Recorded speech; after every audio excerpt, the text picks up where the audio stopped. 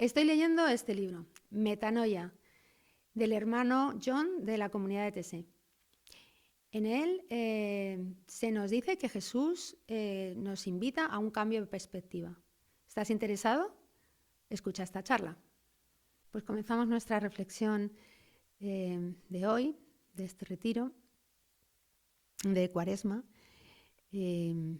que no se trata de nada académico, sino de una reflexión preparada para poder profundizar en nuestra fe y poder orar durante este día y durante toda la Cuaresma. Me he basado para preparar esta pequeña reflexión en un libro de un hermano de TC, el hermano John, que se llama Metanoia. Y también como fondo pues está sobre todo, ¿no?, más importante, que es el texto bíblico que está en el Evangelio de Marcos, el más antiguo y más corto de todos, que tras la tentaciones de Jesús en el desierto, pues aparece Jesús predicando, ¿no? Y las primeras palabras en este Evangelio que Jesús dice son estas: el tiempo se ha cumplido, el reino de Dios está cerca, convertíos y creed en la buena noticia. Son palabras que parte de ellas pues las recibimos cuando nos ponen la ceniza, en la liturgia del miércoles de ceniza, ¿no?, al comenzar la Cuaresma. La habremos escuchado muchas veces, pero tal vez no nos hemos detenido a profundizar, ¿no?, lo suficiente. Nunca se profundiza lo suficiente en la palabra. Ahí tenéis la traducción, la transcripción que se refiere al griego, ¿vale? La última traducción de los evangelios y su correspondiente traducción al castellano, ¿vale? Vemos ahí que en la primera anuncia algo, ¿no?, que ya ha sucedido y que es muy importante, luego veremos, que sigue sucediendo. No es que sucede en un momento, sino que sigue sucediendo hasta ahora. Es un hecho actual y eterno casi, al menos en el tiempo que estamos aquí, que es resultado de una acción pasada, ¿no? Y luego tenemos otra invitación, que es a hacer algo, ¿no?, hacer algo en consecuencia de ese anuncio, de recibir ese anuncio. ¿Y qué anuncia Jesús? Que ha llegado el momento, el tiempo. Claro, vemos que hay varias palabras para tiempo. El cronos, que es el tiempo que nosotros entendemos, ¿no? A las 5 voy a clase, el cronológico, y luego está la palabra kairos, que es la que se utiliza aquí, que se refiere no a ese tiempo, sino a un instante concreto con un significado importante, muy particular. Y entonces dice que ha llegado, en este tiempo ha llegado el reino de Dios, ¿no? Nos fijamos en el verbo, ¿no?, de llegar, alcanzar, en griego, que ahí lo tenéis, que significa acercarse, estar cerca. Y esto también es diferente a lo que nosotros entendemos por este verbo, ¿no? Se refiere a una realidad que se ha acercado, que está próxima, pero que está permanente. Y siempre está irrumpiendo, es decir, el reino de Dios siempre está irrumpiendo.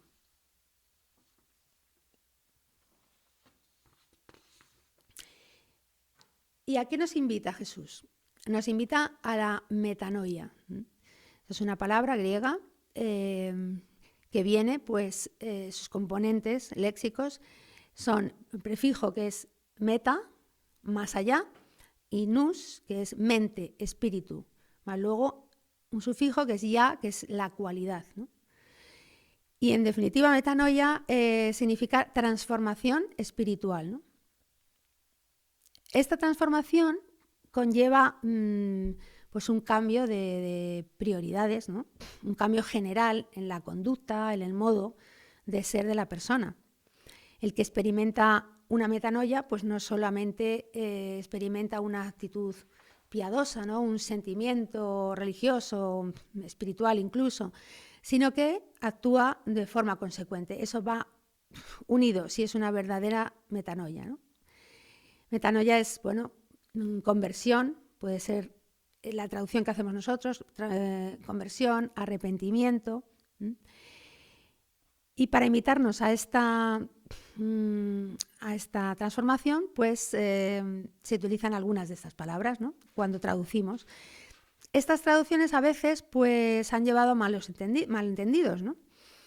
Por ejemplo, el arrepentimiento. Antes se decía arrepiéntete y cree en el Evangelio, ¿no? En vez de conviértete, que se dice ahora, arrepiéntete. Pues muchas veces el arrepentimiento se puede entender como una especie de remordimiento que tienes, ¿no? Por los fracasos, los errores en el pasado, y entonces te lleva a un cambio, porque tienes un cargo de conciencia, y además a unas promesas que luego normalmente no se cumplen, porque si se queda en la superficie, ¿no?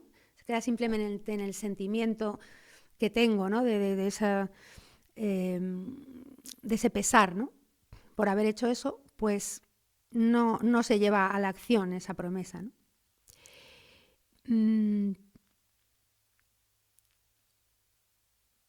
Es bastante superficial, ¿no? Yo creo que esto no es lo que nos pide Jesús, sino que la metanoia comienza pues, cuando se abre una ventana, ¿no? Podríamos decir, aunque sea muy brevemente, hacia otra dimensión, que es más allá de nuestra mente, y nos asomamos a la ventana y al descubrir otro mundo, ¿no? Pues algo pasa por dentro. Tú descubres un mundo que te convulsiona, te asombra, ¿no? Y entonces al asombrarte te asombras y de alguna manera hay un cambio, ¿no? En el corazón. Y cuando el corazón cambia, pues la vida se transforma. O sea, se trata no de un movimiento de arrepentimiento que te lleva al pasado, sino un movimiento que te lleva hacia adelante, ¿no?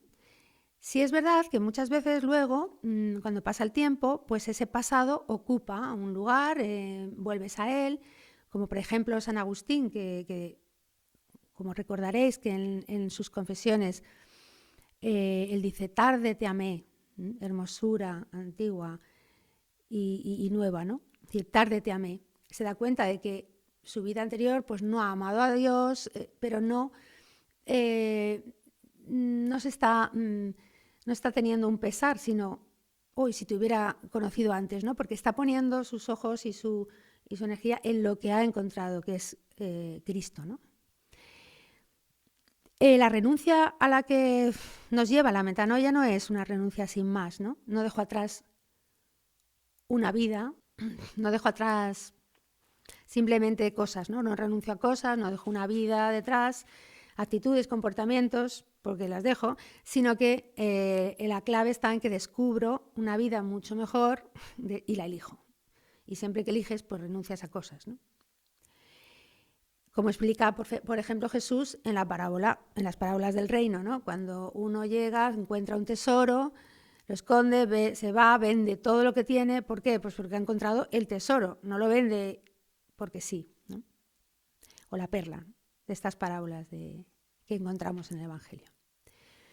También el significado, por ejemplo, de conversión ha derivado a veces, ¿no? hacia un moralismo, ¿no? No se trata de tener una conducta sin mancha, porque va a ser imposible además, sino de seguir el camino que Cristo, en el encuentro con Cristo, ¿no? y en su compañía, pues te va señalando, ¿no? Es cierto que Jesús dice, sed perfectos, ¿no? Pero la perfección aquí y ahora es simplemente, y es mucho, ¿no? El querer avanzar hacia el conocimiento de Dios y hacia la unión con Dios, ¿no? Podríamos decir que la metanoia es una reorientación de todo nuestro ser para ir hacia adelante en compañía de Cristo. Según el hermano John. Esto no es mío, ¿eh? La primera conversión es muy importante, ¿no? Porque es el momento clave de nuestro proceso. Al menos así lo vivimos, ¿no? Todos. porque tomamos conciencia, tal vez por primera vez, de la presencia real del absoluto, de Dios en nuestras vidas, ¿no? Por ejemplo, en el Evangelio vemos esta metanoia en algunos encuentros con Jesús. Las personas que se encuentran con Jesús, muchas de ellas, cambian sus vidas. ¿Por qué las cambian? Pues porque no lo sabemos, porque creemos que el encuentro con Jesús les asombra, les hace ver otro mundo mucho mejor, y entonces pues se convierten a ese mundo, ¿no? Yo creo que en Jesús pues encuentran la ventana a la que asomarse para entrar en el mundo divino, porque Jesús es el rostro, ¿no?, de Dios. Si nos acercamos, por ejemplo, al relato de los primeros discípulos de Jesús en el Evangelio de Juan, pues encontramos que, ahí lo podéis leer, pero lo resumo, ¿no? Os lo recuerdo porque ya la conocemos, que Juan le señala a sus discípulos a Jesús, ellos van allí, a donde está Jesús, y se interesan y les preguntan ¿dónde vives? Jesús pues les dice que vengan, que vayan con él, y van. Pasan todo el día, no es que vayan 5 minutos, pasan todo el día, supongo que hablarían, supongo que, bueno, un encuentro. Y entonces al salir se van, algo ha pasado, han reconocido que es a Dios, el Mesías, y se van a contar lo que ha pasado, ¿no? Y a partir de ahí su vida se transforma y se convierten en discípulos, ¿no?, de Jesús. Y en los evangelios pues hay otros encuentros que podemos leer y meditar durante este tiempo de silencio, en este retiro. En Lucas 19, 1-10, en Mateo 4, 18, 20 y en Juan 4, 5, 43. Son diferentes encuentros. En el tiempo de oración pueden ayudarnos estas preguntas. ¿Cuál fue el impulso revelador que nosotras experimentamos, ¿no?, en nuestra primera conversión? Un acontecimiento concreto, una conversación, un momento en la naturaleza, la escucha de la palabra de Dios. Ir hacia Él, ¿no?, y recordarlo, y rezarlo, y dar gracias por Él, ¿no?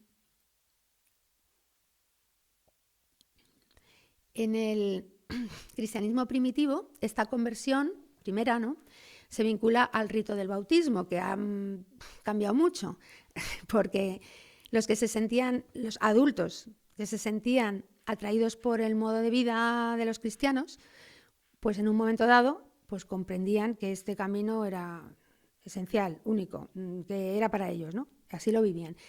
Que el resto pues no era más que, bueno, cosas secundarias, ¿no? Encontraron ahí la verdad para su vida.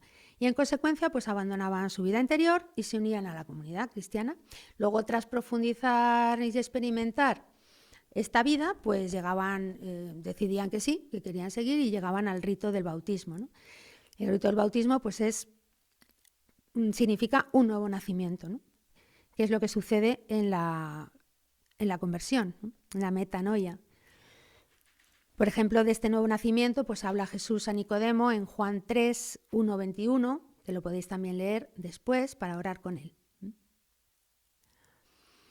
Y aunque en este cambio de dirección está implicada toda la persona, también el intelecto, no podemos dejar de usar el intelecto, ¿no?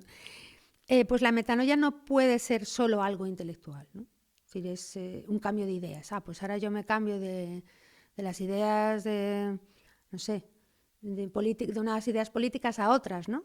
Y están ahí, bueno, pero no significa más que, bueno, a lo mejor significa algo, pero están en el mundo de las ideas, ¿no? El proceso de la metanoia nos impulsa siempre a profundizar, a llegar más allá del intelecto, más profundo, al corazón, ¿no? El corazón es el centro de la persona, ¿no? Pablo llama a este centro de la persona el hombre interior, y Jesús le llama el corazón. El corazón no son los sentimientos, en el mundo bíblico es eso, las entrañas, en lo que está toda la persona, no solamente el intelecto o no solamente toda la persona, ¿no?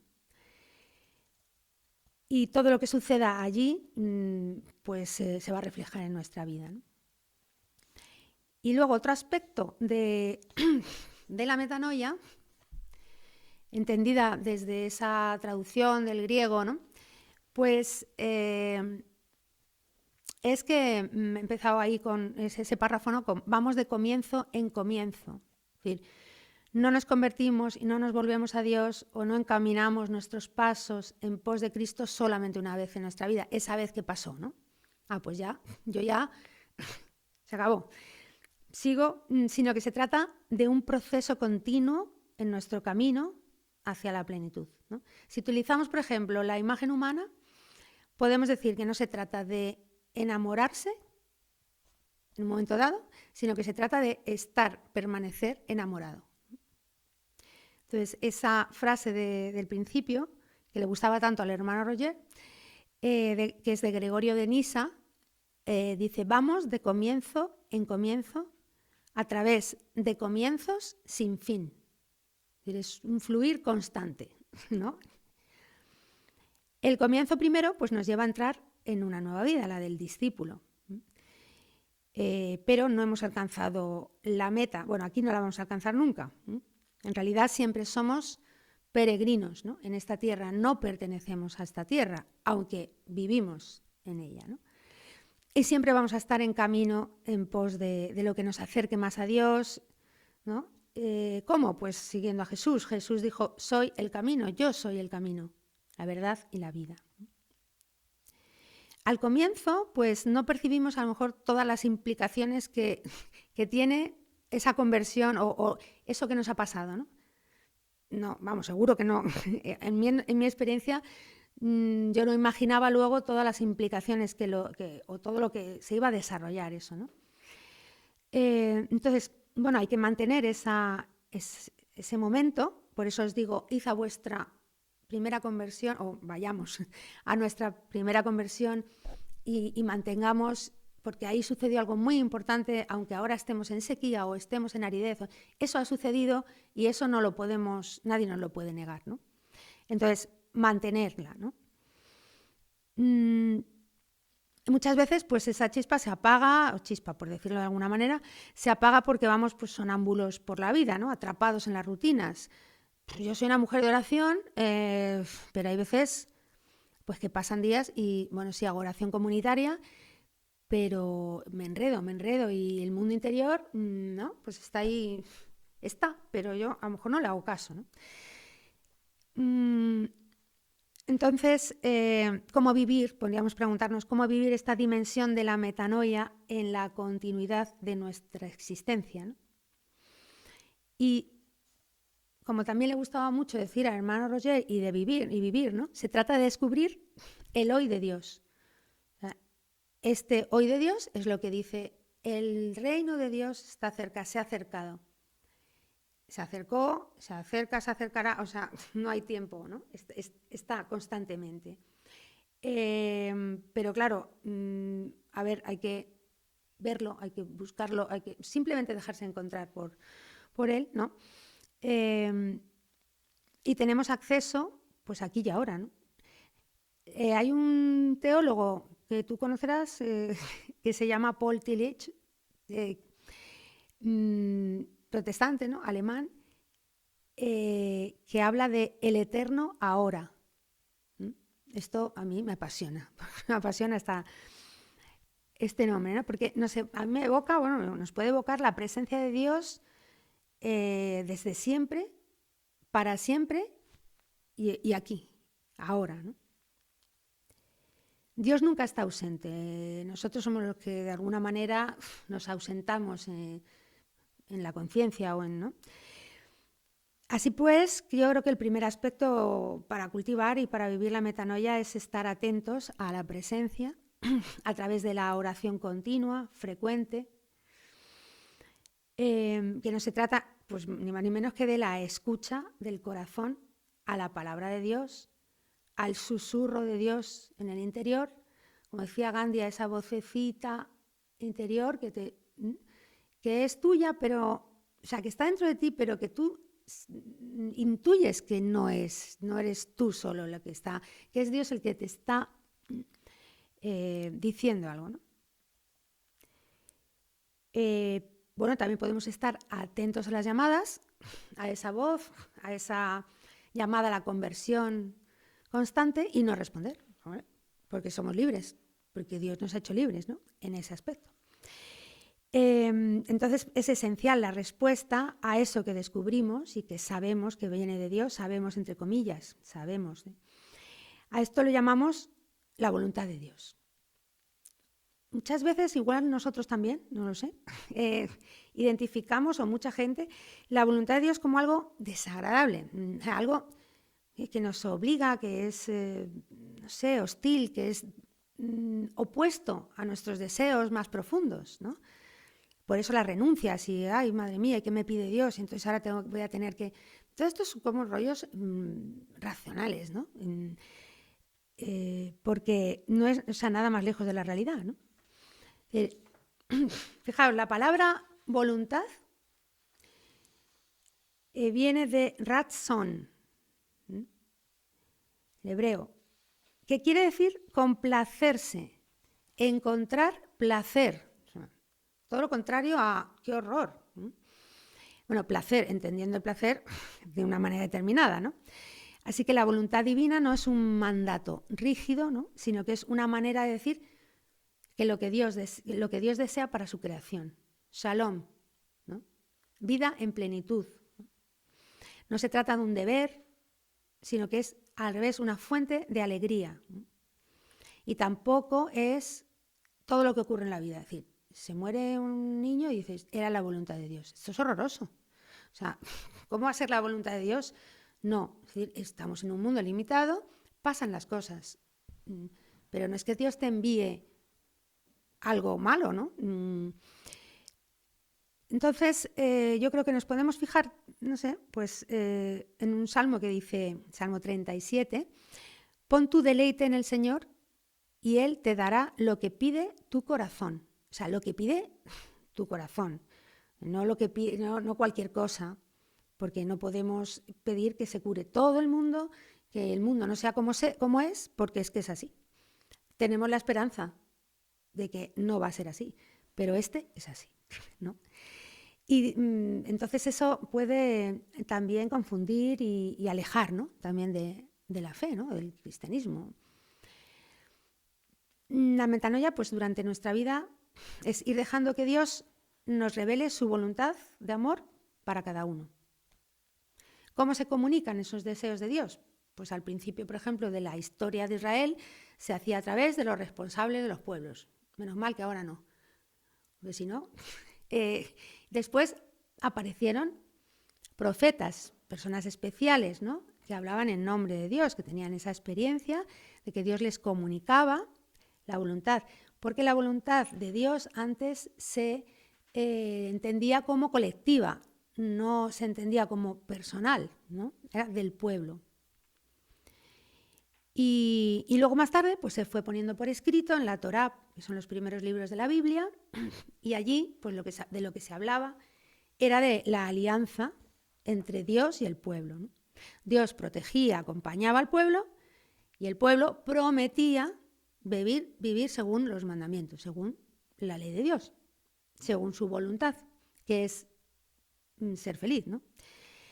Y estas palabras, por ejemplo, para Jesús como judío, nos muestran la importancia de la voluntad de Dios, ¿no? para él. Y bueno, y como Mesías.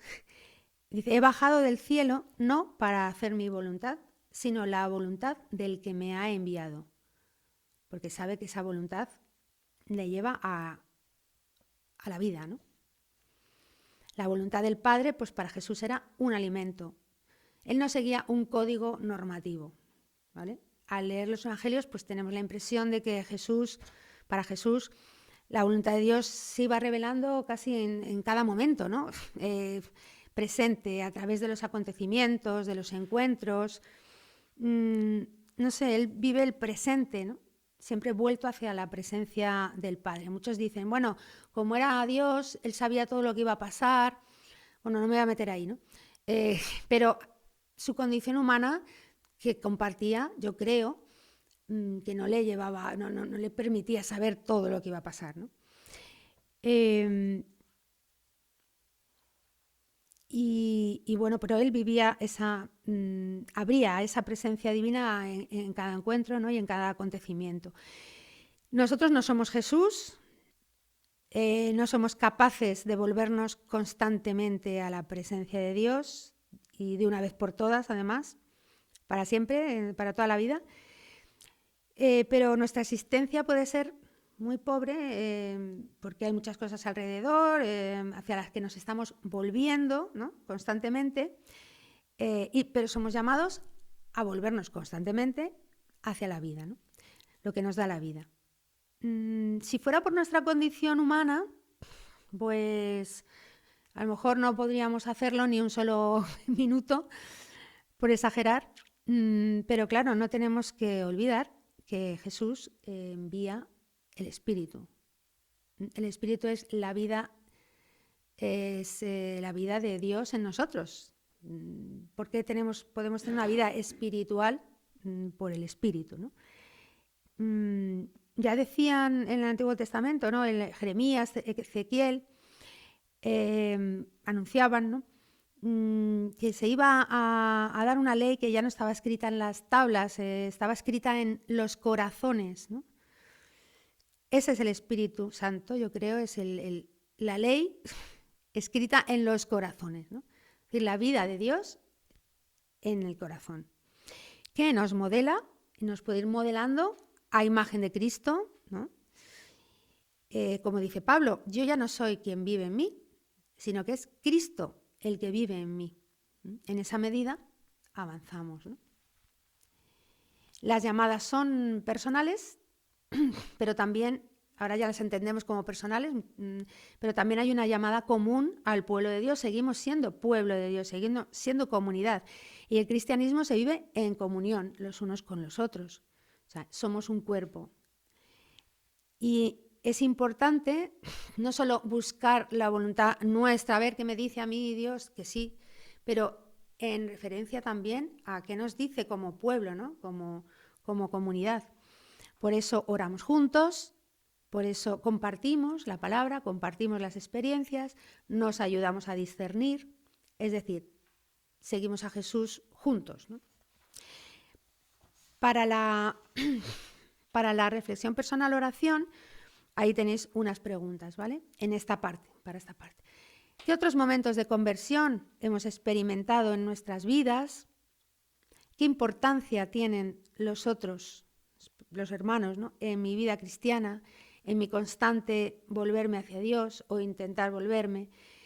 ¿Qué me ayuda a discernir la voluntad de Dios en mi vida? Y por último, en el texto inicial, pues volvemos a leer, se ha cumplido el momento y se ha acercado el reino de Dios. Poned vuestra fe, sería una traducción más fiel, en la buena noticia. Es decir, la fe nos invita a creer, a poner nuestra fe. Y como decían los primeros cristianos, la palabra pistis es confianza, ¿no? Es fe, confianza. El hermano Roger también, ya que es para nosotros una referencia espiritual, pues le apasionaba esa palabra, no por la palabra en sí, sino porque realmente él vivía desde esa confianza, ¿no? Entonces la fe a la que nos está invitando Jesús ahí, pues es poner la confianza en algo o en alguien. Creer en la buena noticia. La buena noticia que es que el reino de Dios se acerca, está todos los días, ya está. La fe es una confianza, sobre todo, como la palabra pistis de los primeros cristianos nos indica, ¿no? Es una confianza y la confianza pues la tienes en algo o en alguien. Entonces nos invita a tener la confianza en la buena noticia. Y la buena noticia pues es que el reino de Dios ya está aquí y está de una manera permanente. Podemos confiar de una manera interior o mental incluso, pero esta confianza tiene que implicar que vivamos conforme a ese reino, que confiemos en que viviendo lo que Jesús nos está diciendo, que es el reino de Dios, nos está diciendo no solo de palabra, sino con su vida, y nosotros al vivirlo descubramos que sí, ¿no? Pero si no lo vivimos, no podemos confiar, nos paramos. Entonces, para que la confianza sea constante, tenemos que experimentar que es verdad, ¿no? Y así podemos experimentar también el camino que hemos comenzado al principio y que no tiene fin, ¿no? Descubrimos muchas más cosas, ¿no? Conforme vamos dando esa confianza y dando esos pasos. Ahí os dejo pues, unos textos del hermano Roger que para él era esta realidad de la confianza era, voy a decirlo así, tampoco lo sé exactamente, pero yo deduzco que era un eje en su vida de fe, ¿no? La confianza, de fe y de relación con los demás y de comunidad y de acogida a tanta gente, ¿no? Allí en la comunidad. Y habla mucho y escribe mucho sobre la confianza. Os dejo unos textos sobre ello, que no vamos a leer ahora. Y termino con algunas preguntas sobre este último punto, que podrían ser, son una invitación, ¿eh? ¿Qué o quién me ayuda a alimentar esta confianza en la buena noticia? También, ¿cuáles son mis obstáculos para mantenerme en la fe, en que el reino de Dios está presente y para dar esos pasos de confianza, ¿no? Que me retiene cuando encuentro una llamada, que me retiene a dar el paso en confianza, ¿no? También si he tenido experiencias que han confirmado mi corazón en esta fe y si la recuerdo, ¿no? Cuando me falta la confianza. Y esto sería todo. Adiós.